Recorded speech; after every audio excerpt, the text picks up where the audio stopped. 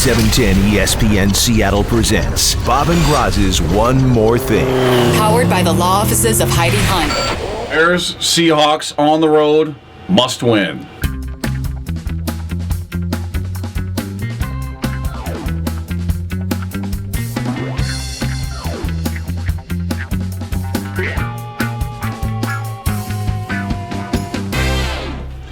This is a weird game because you look at the Bears, and we know this, we've already established Seahawks need to win out, right, at minimum, and they need help from other teams. But this Bears team is so tough to figure out because you look at that defense, and you look at Peppers and Adonijay and Briggs and Urlacher and everything they've got. And then you look at the offense, it's like you feel bad. You look at the defense, you feel like, oh, I don't know. Then you look at the offense, you go, wow, they got Caleb Haney, they don't have Matt Forte, you feel much better.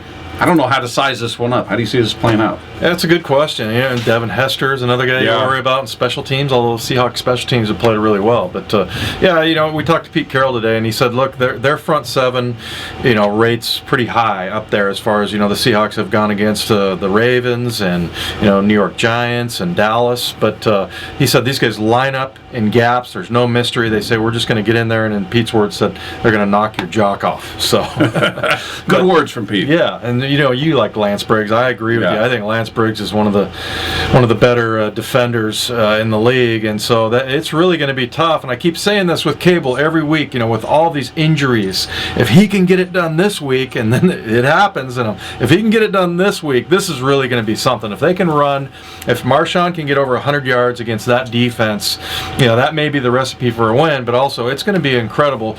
Considering you got 60% depletion on that offensive line, and you're going against that big physical front seven that you just described, Bob. Well, and offensively, I'm curious what the Seahawks will do if the run is shut down at all, because that's been the key to their success is Marshawn Lynch. We've been watching beast mode for what seems like the last month and a half, really just have his way with teams. But if they're able to, and they're the 10th best rushing defense in the league, if they're able to slow him down, maybe not stop him, but slow him down, that secondary, does it scare you at all? Do you think Tavares can get some things done against that secondary? Well, I think he matches up well against the secondary because they give up lots of yards. They're, I think, 28th against the pass, but what they do is they pick off passes. They have 27 turnovers. I think 17 of them are interceptions. So, that's the thing about, it's a little bit of a criticism of T-Jack that he does hold onto the ball a little bit too much, but he uses pretty good discretion typically. He's not throwing away, picks. A lot of his picks this year have come from either Hail Marys or a ball bouncing off of somebody's hands or whatever. So hopefully he can take advantage of that. But I'm not sure where the weak point is